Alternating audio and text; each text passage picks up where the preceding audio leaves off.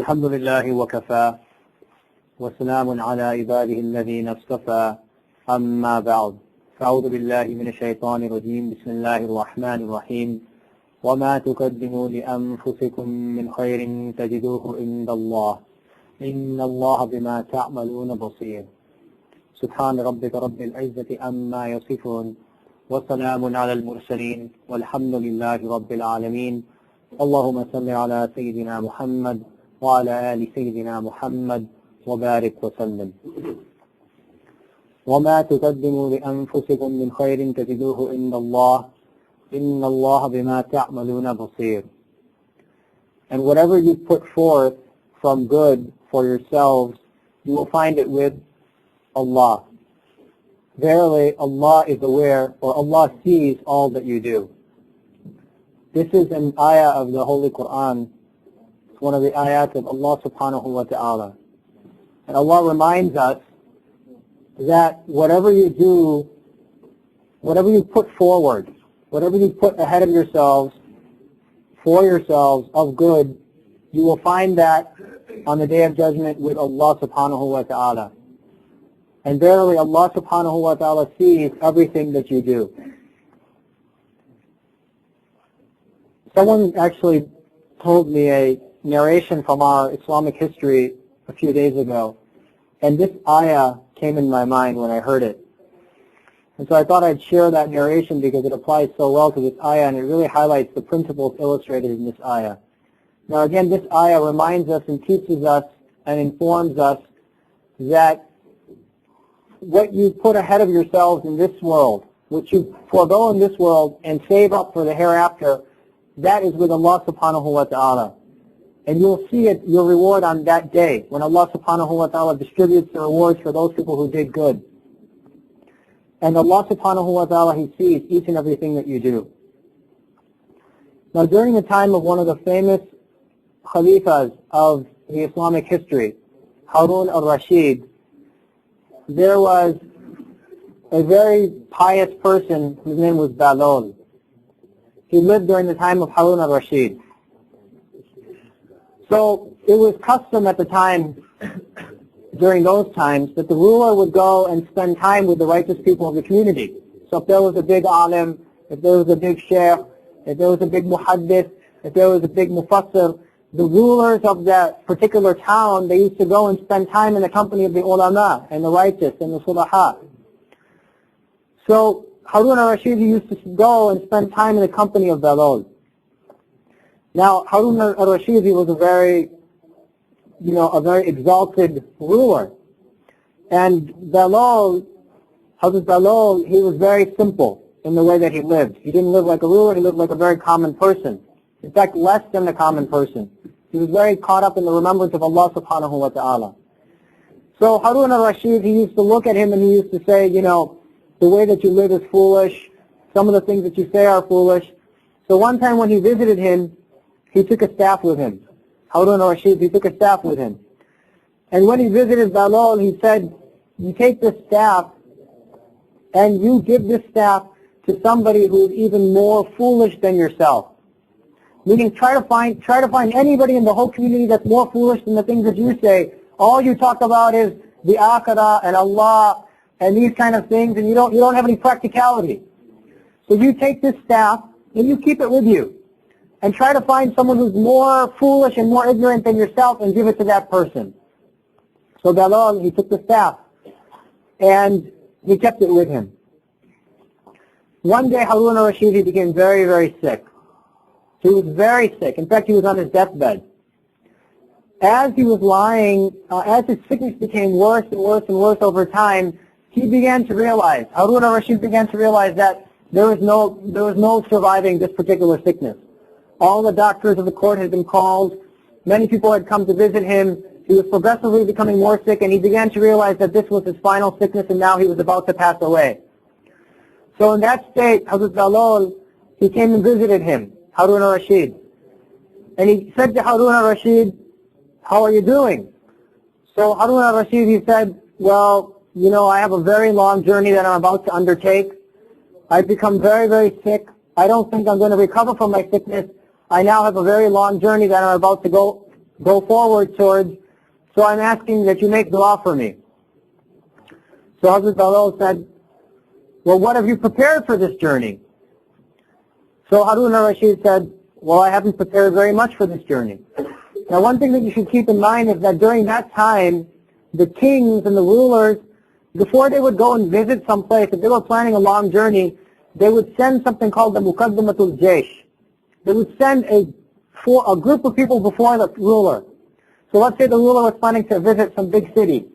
He would send a group of people to that city, and they would prepare the city. They would make sure that the temperature was perfect. They would make sure that the tents were set up. They would make sure that the food was prepared. They would prepare the city for the arrival of the king. So he would send forth, he would put before him this muqaddama, these people, this band of people, and they would prepare the city for his journey. So Bilal then replied to Harun al-Rashid. He said, well, every journey that you take in this world you've prepared for.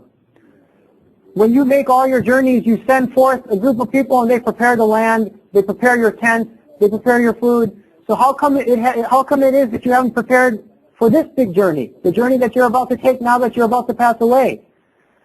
So he said, yes, I didn't prepare for the journey. So Hazrat Bilal, he took the stick that Harun al-Rashid gave him so many years before, and he gave it back to Harun al-Rashid. And he said, you gave me this stick many years ago, and you said that I should give this stick to somebody who's even more foolish than me. Well, I'm giving this stick back to you. Because you prepared for all the small journeys in the world. It was such a short world, such a short life in this world, and you prepared and you sent forth all the army and all the people to greet you and all the people to create your food and your tent. But when it came to this big journey, the major journey of your life, the final abode for all of us, the akhirah, you prepared nothing.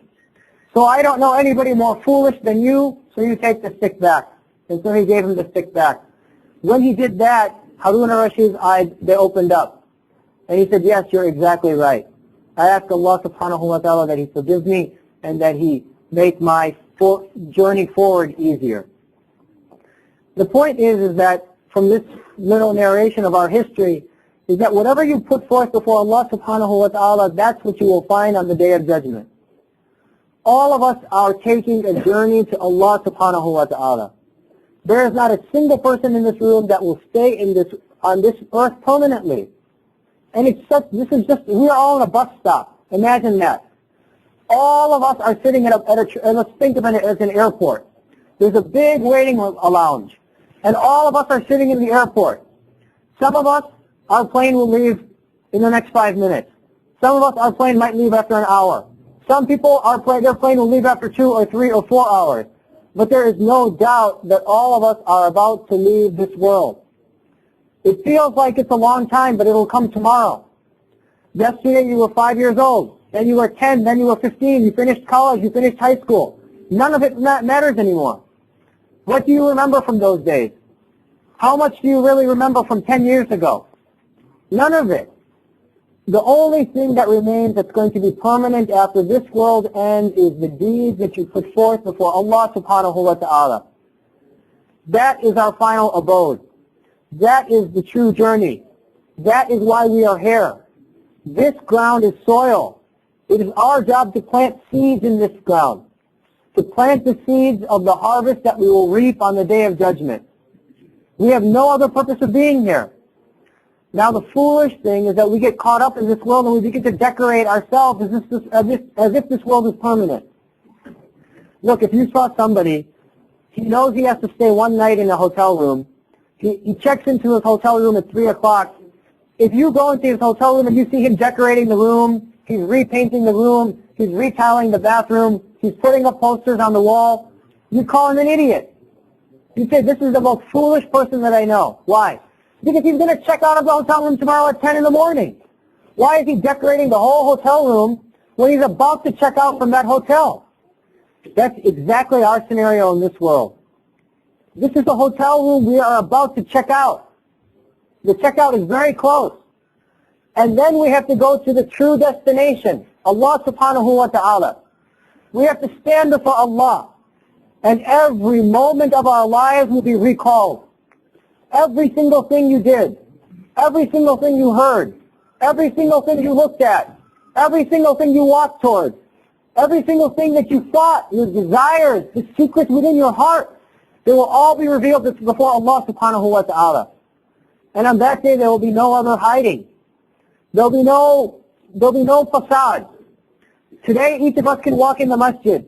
We can walk with a big smile and say Assalamu alaikum. Allah subhanahu wa ta'ala does not have a big billboard that stands before our foreheads and says, yesterday he did this sin, this morning he didn't pray Fajr, tonight he's planning on doing this sin. Nobody knows. Nobody knows what we have in our minds and in our hearts. Here we can walk into the masjid and we can stand in front of everybody and we can say Assalamu alaikum and everybody will greet you with a smile. But on that day the reality will be shown. All of our deeds will be put before us. We will not be able to hide. We will not be able to put on a show. We will not be able to smile before anyone. Allah subhanahu wa ta'ala will have all of our book of deeds before us. And we will have to answer for every single moment. Why did you do what you did? Why did you look at what you looked at? Why were you thinking what you thought? All of the secrets that we hide inside of ourselves will be revealed on that day. And there will be no shade except the shade of Allah subhanahu wa ta'ala. We have to prepare for this journey. Look how much we prepare for this world. We prepare degrees, we spend time buying clothes, we spend time, preparing our lives, buying the proper groceries, buying the proper food, looking at cars, thinking about which houses to buy. We're going to leave all that behind. All of that is to be left behind. And we will leave naked and empty-handed and stand before Allah subhanahu wa ta'ala. Naked and empty-handed. The only thing on that day will be our deeds. The only thing will be وَمَا تُقَدِّمُوا لِأَنفُسِكُم مِّنْ خَيْرٍ تَجِدُوهُ عِندَ اللَّهِ. And whatever you have put forth from good for yourselves, whatever you saved up and put forth for yourselves, that's what you will find before Allah subhanahu wa ta'ala on the final day. Time is very short, and the journey is very long, and the consequences are very serious. Allah subhanahu wa ta'ala is deciding for us between hell and heaven. It's not a question of job A or job B, or a $40,000 salary or a $60,000 salary.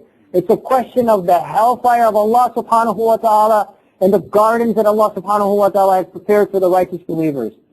We should begin to prepare for it because the time is very, very short. Yesterday it felt like 5 years ago, and tomorrow 5 more years will pass and you won't know the difference.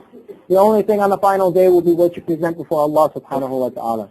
May Allah subhanahu wa ta'ala give us the tawfiq to take advantage of the remaining time that exists within our lives and to be able to perform and be able to put forth something on that day such that His mercy will befall us.